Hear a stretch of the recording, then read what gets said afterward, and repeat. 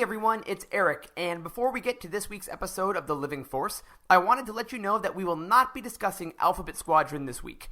Our full review of the book will be up on utini.com on June 21st, and we'll dive into our thoughts on next week's show. Hey there, this is Kevin Scott. I'm the writer of Dooku Jedi Lost, and you're listening to the Living Force podcast.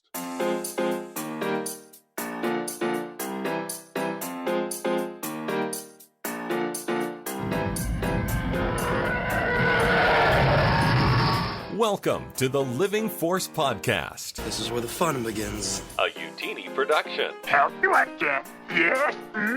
Episode 9, interview with Star Wars voice actor Marc Thompson. You Jedi are far too reckless. And now, here are your hosts, Dr. Corey Helton, Eric Eilerson, and Dr. Charles Hankel. Be mindful of the living force, young Padawan. Welcome to episode 9, The Rise of Skywalker of the Living Force podcast, and we are now officially out of titles. We still have Solo in the Rogue One technically, but the order and the numbers, man, it gets all screwed up. We're officially out. I am one of your hosts, Eric Eilerson, and with me today are some fantastic hosts and an especially fantastic guest. First of all, we have Dr. Corey Helton. What's up, my friend? Hello. Thank you. Of course. And Dr. Charles Hankel. Oh, it's so formal. Hey, how's it going? Well, you guys put so many hundreds of thousands of dollars into med school. I feel like I just have to do it now, or else it's disrespectful. Let's not talk about that. But who's the most important here? Most important is our guest, Marc Thompson. What's up? Hey, how are you? I'm not a doctor. I apologize. That's true. Well, even though Marc's not a doctor, you may have heard his voice acting in any number of incredible popular franchises. He's been in Pokemon, Yu-Gi-Oh!, Teenage Mutant Ninja Turtles, or, while he's on here, he may have narrated some of your favorite Star Wars stories, such as the Fate of the Jedi series, The Force Awakens, Thrawn Alliances. And guys, if we named everything, I'd be out of breath, and we'd be out of time. Because, Marc, you've done so many amazing projects, so thank you for taking some time out of that to come on the show. Oh, thank you guys. I'm excited to be here. Yeah, awesome. We're super excited to have you. A good way to sort of segue into these types of conversations is always, I love hearing this. This is one of my favorite things to ask people, just whether it's fans or people that work in the industry. How did you come to Star Wars? Like, you have been a narrator for over 40 Star Wars projects. It's probably safe to assume that you're a pretty big fan, but how did you first come to know and love Star Wars, particularly the expanded universe? Oh, wow. I guess it's a two-part question. Star Wars is one of those things where I feel like it's always been with me because I was born in 1975, so I was very young when the first one came out. So my first, Star Wars memory is being in the theater for Empire Strikes Back. And just watching, Luke crash land on Dagobah, and then R2 goes in the water, and he's like, R2, where are you? And I screamed out in the theater, he's in the water. But it's always the action figures and the I just remember watching them over and over growing up, and so it just feels like it's always been with me. The expanded universe, I was probably the introduction that most people have is oh my gosh, I'm blanking now. The first ever Thrawn book. Heir to the Empire. Heir to the Empire. Thank you. And I was, I believe, a senior in high school, and I was so excited. I remember the cover of the book, and I picked it up. But this is awful to have to admit, but I was not much of a reader in high school, so Sure. I got it because I was a Star Wars fan, but I didn't read for fun. So I got a couple chapters in and really liked it, but then I just got lazy and never finished it. But then flash forward, 20 or so years, I got hired to do the 20th anniversary of Heir to the Empire, and I got to get paid to finish the rest of the book. And this is a good ending. This is really good. That's funny. So you didn't read it before you recorded it, right? Well, I read it before I recorded it. But I felt a little guilty that I didn't read it when it was originally released. That'd be great. Yeah, be in the booth, and as you're saying the lines, guys, have you read this? Oh my God. What? Yeah. That's fantastic, man. Heir to the Empire seems to be it probably is the biggest single common denominator of getting people into the expanded universe. That book really did change the industry, and I know that was a lot of folks on our team. We have a pretty big team. I think it was a lot of their favorite in first book as well, so that's pretty common too. It really is a great story, and it's hard now to imagine a time where there wasn't as much Star Wars content as we have. Like the idea that like, you know, you couldn't, there was nothing after Jedi, and like, you know, like the idea that, you know, you could find out what happened to Luke and Han at that moment. It's pretty amazing to see where it is now and how much there is. So yeah, for a lot of people, it kind of was like the story that needed to be finished told, right? I mean, it was people's episode, you know, 7 for a long time. Oh yeah. Yeah. Now I want to circle back to your first comment there about being a kid with your action figures. Since you didn't have your post Jedi stories at that point, like I gotta assume you're making up stories with those action figures as a kid, like finishing off the story yourself. Oh yeah, absolutely. Yeah. I mean, that's fantastic. You want, you know, you're making the GI Joes become Jedis along with him, and then, you know, like you're bringing all the other characters in, but yeah, I'm picturing the council being reformed and Jedi being. What a fantastic time to be a kid right now. I mean, geez, Star Wars is huge again. Superheroes are huge again. Yeah. Like it's crazy, man. It really is. I get jealous of my kids a lot because of that. Yeah. I'm like, do you realize what you have? Yeah. Like, we get to say, man, I can't wait to see what the next Star Wars book is gonna be, because it's guaranteed it's being made. I feel like it's not necessarily a given. Are your kids into Star Wars? So they are, but I think I kind of ruined them because I think I would kind of pushed it on them a little too hard. So like they didn't full on rebel against me, but they, you know, Marvel is kind of their Star Wars, and I can't fault them for that because like Marvel is amazing, and what they've done with the MCU is incredible. So I get why that's more their generation's Star Wars, but they still like it. It's just, but I really love it. Like I'm ridiculous. So but like I can't think Dad's job is too cool. Right. Totally. They think it's pretty cool. That's awesome. Like, aside from your kids, other fans of yours, many know that you got your start voice acting on Daria way back in the day. Oh wow, yeah. Yeah, but how? So, was Heir of the Empire the first way you got your voice associated with Star Wars at all? Was it like, hey, we want to bring you on for these couple Star Wars projects, or what was that first dive like? So actually, no. Heir to the Empire actually came later because I did the anniversary audiobook of that. So my first Star Wars job was the Legacy of the Force series, and that was I really enjoyed that series a lot. And my introduction there was my agent called and said, hey, have you ever done an audiobook? And I was like, no. And she was like, well, do you want to do an audiobook? And again, I'm not, at that point, I was not much of a reader. I didn't, really read for fun or anything. So I wasn't really that into it. But then she was like, well, do you want to do a Star Wars audiobook? And I was like, wait, yes. Wait, they have those? Yeah, exactly. Right. So they sent me like 3 pages and they said, read it over and then come in and, we'll see what you do with it. And so I just I studied it like it was, Shakespeare or something. I was like, yeah, sure. I really, really worked on the voices and really wanted to make sure it was the best it could be and like prayed about it. I was like, please let me get this. So I get in and I kind of do the audition and I'm glancing up through the booth and every once in a while I can see people nodding or kind of, doing something. I was like, all right, we'll let you know. And then I got it and I was like, yes.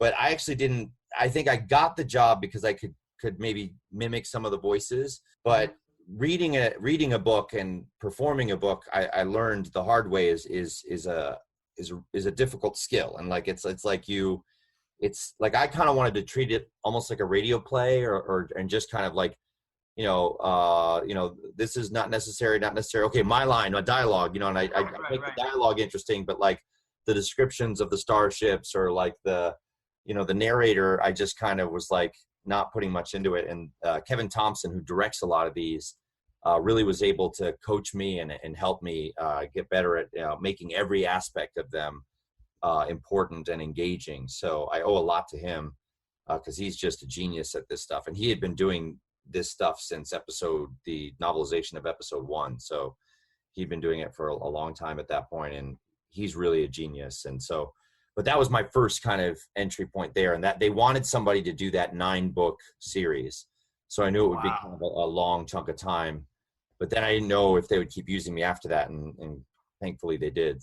Yeah, I would say as an actor who's always looking for gigs, a 9-project gig is not something to sneeze at.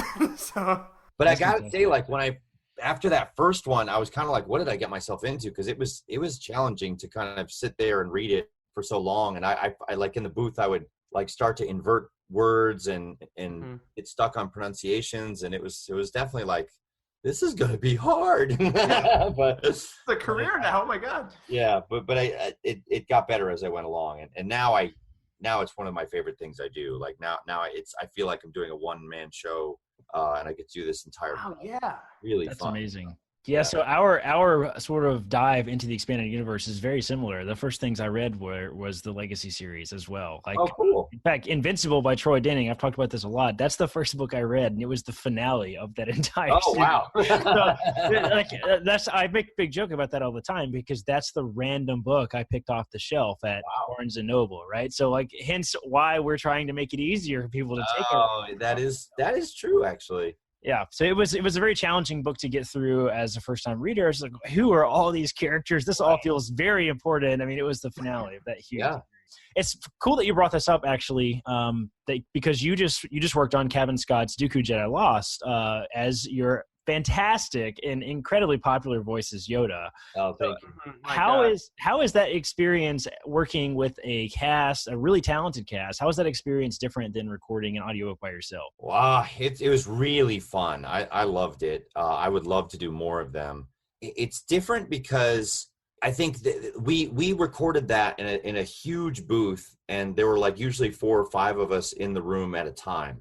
So not every single scene, but most of the scenes, we got to like look into the faces of the people you're talking to. So when you're doing an audiobook, you're doing both sides of the conversation by yourself, and you're trying to kind of, switch voices on the fly, which is a challenge. It's fun and that's rewarding, but it's also rewarding to be in the moment, like with another actor. And like, there's ways that Ewan would read a line that would then influence how I heard it, that would be different than if I were to try to do that on my own.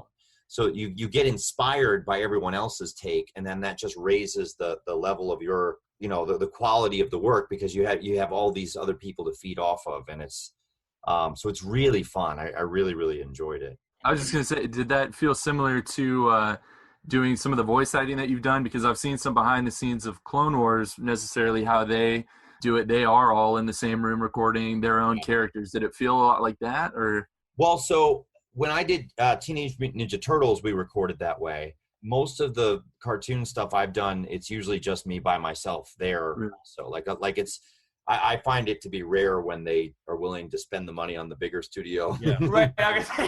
Yeah.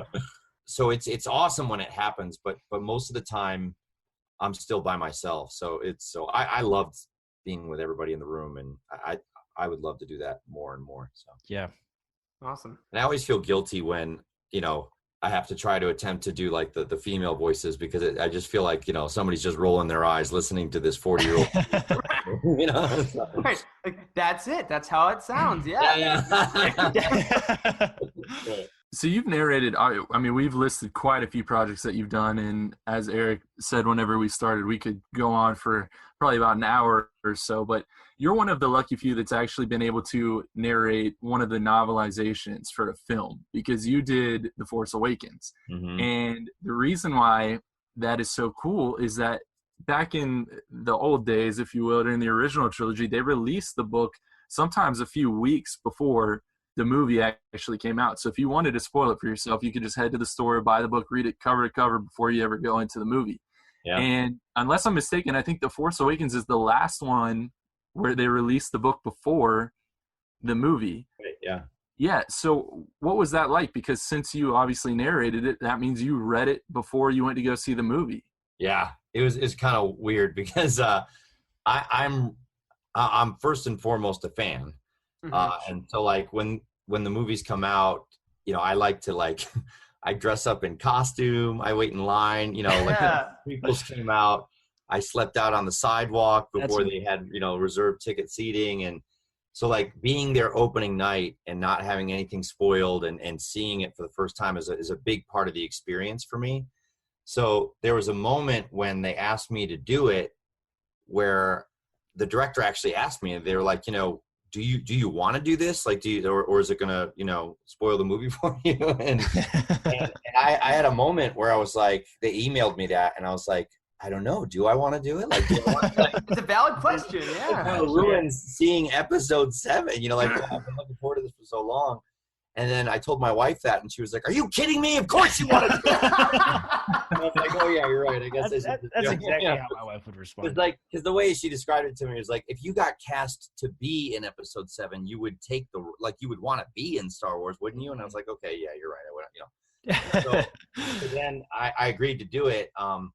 But it was this thing where they did not want anything to get spoiled. So normally they send me the books as a PDF, and I can read them on my iPad at home at my leisure.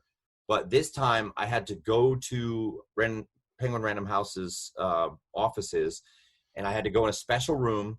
They disconnected all the computers in that room from the internet. They took away all the Ethernet cords. They had they had to lock me in the room. Wow. And then if I had to get up and go to the bathroom, I had to tell someone I was going to the bathroom, so they would lock the door behind me. I would go to the bathroom, and then they would come and unlock it. And I couldn't take it with me. I just had to read it and take whatever notes or whatever. And, so I'm reading it in this room over the course of a couple of days, trying to read it as fast as I can and remember everything. And, and I get to the bridge scene where Kylo's on the bridge with Han, and I'm like, no. And then I'm just crying by myself in this room. No, Han. And then that was in end of October, early November. So I knew for a month and a half or something, and I couldn't tell anybody. And I was like, it's this is awful. That's amazing. Yeah, you gotta imagine you get home and your wife just looks at you and is like, what happened? Yeah. And weeping. This job sucks. I'm sorry. And I also loved reading for the first time, because I kept thinking, okay, this is where Luke's gonna come in. Okay, no, it's gonna be here, And even when Finn's cut open in the snow, and I think Rey's knocked out, and then it's describing the lightsaber going, and I'm thinking, oh, this is it. It's gonna be Luke. It's gonna be Luke. And then it was Rey was like, what? And it's so in some ways I still got to have my experience of enjoying it, of experiencing the story for the first time. Yeah. But it was great. And then seeing the movie was still really fun, because then I kind of got to have the joy of seeing my family and my friends react to that for the first time, because I kind of knew what was coming. And so I had one eye on the screen, but then one eye to the side, looking, okay, what's their reaction going to be? And, So that was that's so cool. Yeah. Well, solitary confinement with a Star Wars book doesn't sound like the worst. No. No, I've given I need to put that in writing, but I've given my wife explicit instructions. If anything happens to me and I'm comatose, or I can't speak, or I'm just frozen in a hospital bed, just turn on Star Wars audiobooks. Anything narrated by Marc Thompson is totally fine. Just do that. All right. That will DNRs, but you have much Star Wars audiobook. Exactly. Now aside from your narration, Marc, you've gotten picked to be a pretty iconic character, as we said earlier, with Yoda, right? You've gotten to officially voice him in canon material now with Dooku especially. How did it feel when you got the email of hey, you've done this voice for books a lot, and that's been great, but for this acting project, this whole new format, you're the Yoda. What was that like? I mean, it's always a huge honor. I'm always anytime I get to do, he's my favorite character. I have a Yoda tattoo, and I have I don't know if you can see this or not, but I have a shrine of Yodas on my shelf here. Oh my God. That's amazing. For the listeners, there's 75 Yodas right now. Oh my God, amazing. So that's a huge deal to me. So it's a huge honor. And then so there's always excitement and feel the sense of honor, but then there's always the sense of, okay, don't mess this up. Don't, don't screw up. And so there's kind of, it's a mix of excitement and fear, I guess. So. That seems to be a really common thing. I've heard about a lot of people that have gotten the privilege of working on the Star Wars franchise. They all have a sort of humility and passion about it, that they don't want to screw it up, and they feel honored to be there. That's always really cool to see. Yeah. And as an actor, I kind of want to ask the second part of that. When you're doing these characters, they've obviously, a lot of them have been voiced before by other people in various mediums. Do you try to focus when you're prepping to do a book, let's say specifically, on really getting an impersonation kind of right on? Or is it more of feel with your own spin? What do you try to do? There's different opinions on that. I guess I'm more of the mindset of I want to try to get as close to an impression as I can, just because in my mind, these characters are so iconic that if it would almost be more distracting if I were to try, if I drifted too far from what everybody knows, you know? Sure. Yeah. Now, I do think it's a balance, because sometimes I'll get lost in the impersonation and I'll get lost in trying to mimic it exactly, that it can be a hindrance to the performance and a hindrance to, you know, being in the moment. So my director usually is good about helping me find that balance. But I'm more of the mindset of I want to try to get as close to what's already been established as possible. And then, you know, on the day of the record, inevitably you end up loosening up, or like there's something about the performance, you know, that's because like what's interesting about the books is that you know, a lot of these characters that are iconic, they're in the films for maybe a 5-minute scene in this film or a 3-minute scene in that film, you know, or like whatever. Yeah. But in the books, they're like, they could be talking for hours sometimes, you know? Yeah, absolutely. So in some ways the performance evolves because of that, just because the character is in a new situation or speaking more than they might regularly speak, or, you know, so you end up finding new aspects of their character or their cadence or whatever, because of just they're in a new situation, or they're you know, they're being used more perhaps. So I guess it's a balance, but I lean more towards, I want to honor what's been done and make sure I'm sounding like what I would want it to sound like, being a fan of the other media and stuff. So Absolutely. And I mean, again, we're going to keep saying this throughout, like it works for what that's worth. I mean, your stuff's always super spot on. And do you have any kind of personal favorite voices that you haven't maybe gotten to use either as much as you like, or that have been kind of sitting in your back pocket and you're just kind of waiting for the email because I got a sick Plo Koon just sitting in my pocket, you know? Like what's going on? I think I could do a stab at Plo Koon, like, Master Jedi, I want you to, you know. There it is. All right, guys, I'm good. That's what I wanted. So that would be fun, actually. I'd love to do a Plo Koon book maybe or something. But James would probably get to do that. I think James would probably end up. Well, if he's busy, you know, he's got stuff to do. Right. You know, they're all fun. Like, you know, I used to love doing Admiral Akbar. It's a trap. You know. Oh, that's fantastic. He's not back as much anymore. So like, but yeah, I mean, anytime you get to do one of those ones that's in the film, it just feels it's just a huge honor. So yeah, well, maybe we'll get a little more Radis then. We'll get a different monk. Oh yeah, that could work. Oh, yeah. Got a lot going on, right? Yeah. So I've heard James Arnold Taylor say that he has like certain lines from the films or something that he uses as like a warm up when, say, he wants to do his Ewan McGregor, Obi-Wan, or whatever it is. Do you have like, I don't know, like a Yoda line or anything like that you always have to go back and think to before you can jump into the voice, or is it just like, is it natural? No, you have to do or do not. There is no try. Oh God. Like you just have to, like, you know, there's certain ones that just get you in the mindset, and then you can do that, you know. And even sometimes, like if I feel like I'm losing my way in the voice, or if I'm drifting too far, I'll do that line to kind of ground me, and then I can go back into whatever the dialogue in the book is. So it's a great anchor to be able to listen. And I still will, like, you know, even though I've watched them millions of times, I'll still like listen the day before to a couple lines to just make sure I'm trying to key into Frank Oz or the Emperor or whoever it is, to just really trying to make sure I'm locking into it. So How many times do you think you've listened to that tiny little clip of the do or do not? There is no try. Oh man, I don't even know. It's got to be thousands by now. That's hilarious. I've made somebody a lot of money on YouTube because I've watched it a lot. So as far as being a narrator, you obviously get to work with different authors who write different ways, and maybe they have different you might use like a different cadence depending on the writing style and things like that. Is there an author that you feel like you mesh particularly well with their writing style? And then on the flip side of that, is there anyone that you know of that maybe hasn't even written Star Wars that you would love to read a book from? Wow, that's a great question. Well, I mean, they're all my favorites. They're all amazing. I love all my children equally. Yeah. I mean, there's a lot. I mean, honestly, they're all really great, and they all have different strengths. Like I love getting to do Thrawn, and I think Timothy Zahn is just so good at like helping you have the movie in your mind. Like he really is so good at like making the action make sense, and like you know where every ship is, and you know he's able to kind of take you on this journey through the plot and through his, you know, Thrawn's genius of like how he's figuring every little detail out, and it's fun to kind of read his style because he's so meticulous in all those details, you know.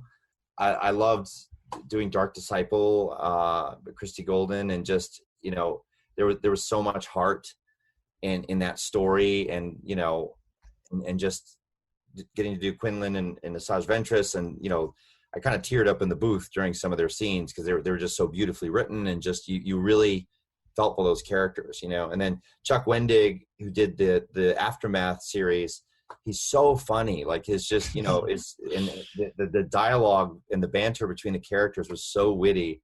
I love that series so much. It's really good. It's really great. Yeah.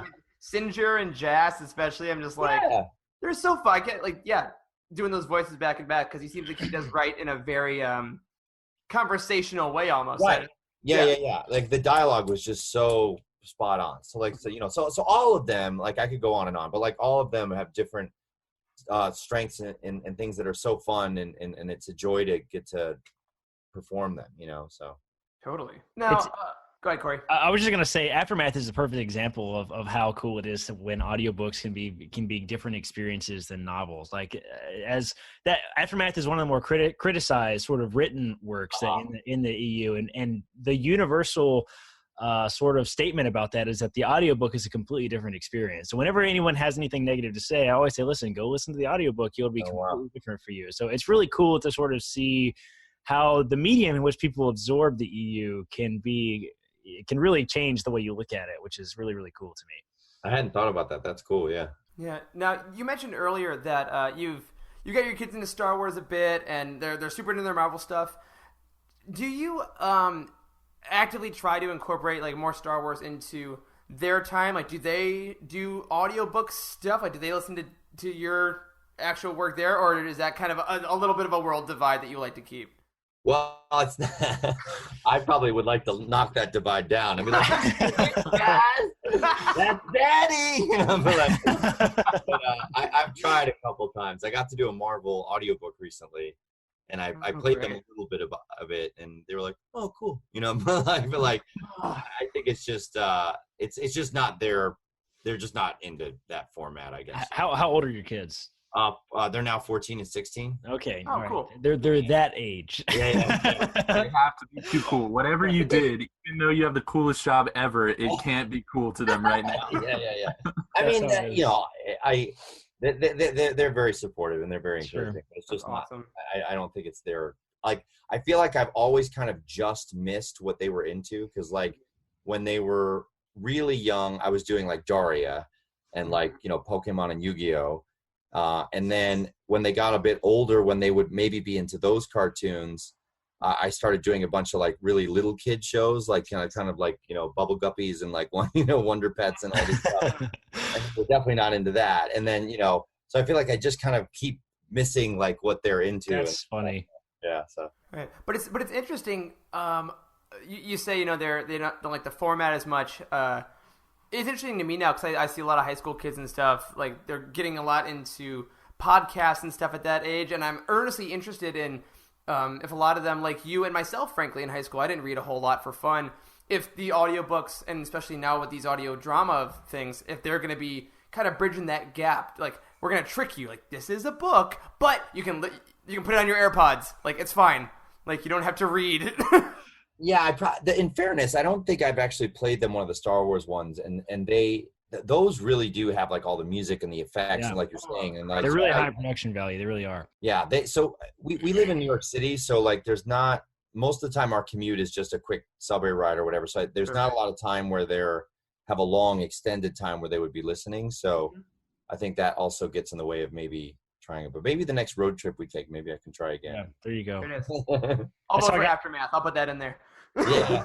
That's how I got my wife into Star Wars books, was the audiobook. She had a long commute, and it's like watching a movie. It really is. I mean, the sound effects and the music, it's awesome. Like, I always love it when, for example, I just listened to I finished Master and Apprentice reading it, and I just listened to the audiobook, and there's I gotta kind of be careful how I say this, because my wife's in the other room right here. There's a couple of scenes where like some key characters or some things are happening, and you don't know this at this time, but I know it because I've already read the book.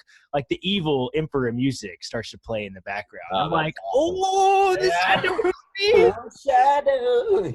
Exactly. So like, it's cool stuff like that you don't really get if you don't listen to the audiobook. So like, whenever someone says, I just don't read that much, or I can't make myself do it, I'm like, pick up the audiobooks, man, because they're like really high production. They really are. Yeah.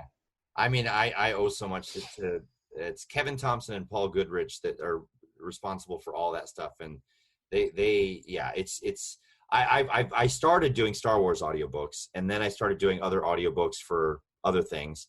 And I remember one time I was doing an audiobook, and I was like, so what music cue do you think you'll use here? Or what sound effect do you think you would use for this character? And they were like, what? And I was like, like when you're mixing it, and it's like, no, it's just your voice. That's it. And I was like, oh, really? It's like, we'll take out the ums and the breath. And, right. But that's it. Yeah. But it's like, so it is kind of a unique thing. I know some other books do it, but it's pretty unique that Star Wars does that. And those guys do an amazing job. They really do. They're so good at what they do. Transitioning a little bit, a few of you who, people that follow you on social media, we got to see a lot of your experience at Celebration in Chicago this year. I was at Celebration. I got to hear a couple of the things that you were sort of the MC for. It was really cool. We had a couple other staff there as well. And what really struck us was this huge outpouring of love and appreciation after this sort of weird period in Star Wars fandom, where there was a lot of toxicity and sort of negative PR that was sort of happened for the last year. So did you have sort of an experience with that at all? Like did you feel that sort of positivity at Celebration the way that, like, I think we did? I mean, because we came back super rejuvenated from that. Oh yeah, no, totally. And I was refreshed. Like, I was talking to a friend of mine, and they were debating whether or not they wanted to go because of that. They were like, I wonder I'm not sure what Celebration is going to be like this year, because I don't want it to be this big debate or like a bunch of arguing and fighting, and so it was totally refreshing to just, the enthusiasm was still there, and that, the love was still there, and people still have their fun little opinions about stuff, but it wasn't like the kind of, the spewing of hatred. It was more just, I think they should, but like, it was more just respectful, and just, it was great. It was super fun. And I think it kind of, I mean, I don't know if anyone's ever actually like studied it or whatever, but I always feel like a lot of the voices that rise to the top and some of that stuff are obviously, there's people that have those opinions, but I do feel like they're more in the minority. But like, people like to write about those, and those kind of become the headlines of things. Sure. And I don't know if it really reflects what a huge chunk of people. I mean, I know there's people that have their opinions. No, we often call that group a loud vocal minority. That's really true. Because I mean, that was also my experience as well. I was a little nervous. I mean, kind of about to spend $1,000 on this to fly to Chicago. Like, what if it sucks? Like, And that was not my experience at all. It was super refreshing to hear that positivity. That's like what we're about at UTini. So it was. Yeah. Oh, that's cool. When we started the podcast, a large part of it was that it was like, well, there's a lot of angry people making 43-minute YouTube videos right now. And when I'm happy, I'm just sitting with the book with a smile on my face, not telling anyone, because I'm just loving the story. So I guess we then have to yell about how happy we are to counteract it. So I guess that's kind of our job now. Right. Yeah, it's that. And I know you got probably saw our media kit that we sent along whenever we were trying to set up this interview with you, but I don't know if you know necessarily like the whole reason that we even call this program the Living Force Podcast, because I'm sure you're obviously familiar with the Living Force from the films, and the whole idea behind it kind of did spring forth from trying to be a fount of positivity, essentially, of just trying to encourage people to be in tune with everyone around them, and just to sort of take some time out of their week and get in touch with that greater fandom, and just remember sort of why they're here, why they love Star Wars in the first place. And it is very reminiscent of what Qui-Gon tries to instill in Obi-Wan whenever he's still young in, say, The Phantom Menace. And he's like, listen, take a minute, take a breath, take in what's around you, and then you can go from there. And that's kind of how we approach this. That's great. That's awesome. Yeah, so one final question that we have that we're kind of going to spring on you here because we like to get people's first take on this question. A lot of things about Star Wars sort of boil down to legacy. We keep hearing, right now it's like the Skywalker saga that's ending. It's the Skywalker legacy that we talk about so often. And with someone like yourself that has a very impressive body of work that's undoubtedly going to grow in the next few years into the future, you're going to have a legacy of your own within Star Wars. So for you, what exactly is the legacy that you hope to leave? Wow. That's deep. Big question, I know. Yeah. I guess I want people to I guess if they think of the things I've worked on as just, I hope that the love and passion for Star Wars comes through, and that I want them to know, like, hey, Marc Thompson cared, it wasn't just a job for him. It wasn't just like another gig. It was like, I hope it comes through that, this stuff is important to me, and it's like I had a friend who made fun of me because, on my website, it's like one of the first things I have up there is like, Star Wars, and on my business cards, it's like Star Wars audiobook narrator, and he's like, absolutely. Like, like people that hire you, like they care more about the fact that you were on Broadway, or they care more about the fact that you did this commercial, or they don't care about that as much. It's like, yeah, but this is what's most important to me. Like, the thing that I'm most excited about on my resume is that, so I don't know. I hope that maybe that'll be there, I guess. So. I mean, speaking again, just for us, for what it's worth, I mean, you're even in just this interview, much less your actual work, it radiates from you how much you love this stuff. And again, guys, we saw 75 Yodas, so we can vouch for Marc that they exist. All right, as we're wrapping up here, Marc, I want to give you a second to have us stop berating you with a bunch of questions, and anything that you want to plug, anything coming up, any social media, where can people find your website, all that jazz. All right. I am pretty sure I'm allowed to say this, but we just finished recording Star Wars Thrawn Treason, which is going to be the third in a trilogy of the Thrawn books. And it's a very cool story. I don't want to say too much more because I don't know what I'm allowed to say and what I'm not. That'll be coming out soon. I believe this summer it's coming out. Sure. Yeah. That is all public knowledge. So I'm pretty sure. Okay. All right. I have to sign a lot of NDAs. So okay, good. I'm not in trouble. But yeah, other than that, I'm like I said, I'm doing this comedy show with my friend this weekend. I don't know when this podcast airs. And if you want to follow me on Twitter, I'm Captain Ehud on Twitter. And on that, I think, guys, that'll do it for this week's episode of The Living Force. Thank you again to Marc Thompson for hanging out with us. And for our audience, don't forget to subscribe to this show wherever you get your podcasts, and tune in every week to hear, unfortunately, just me, Corey, and Charles most of the time talk about the Star Wars Expanded Universe.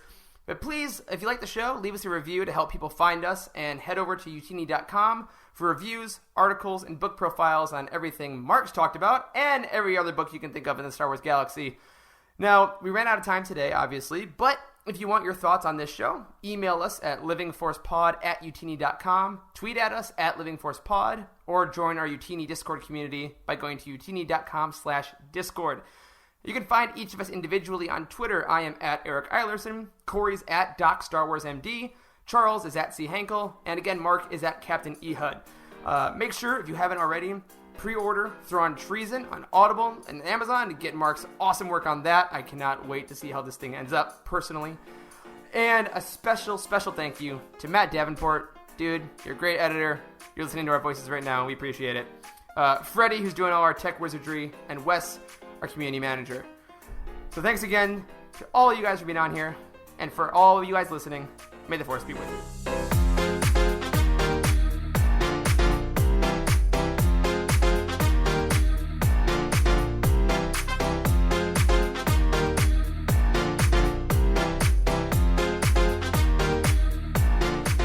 There is no hatred.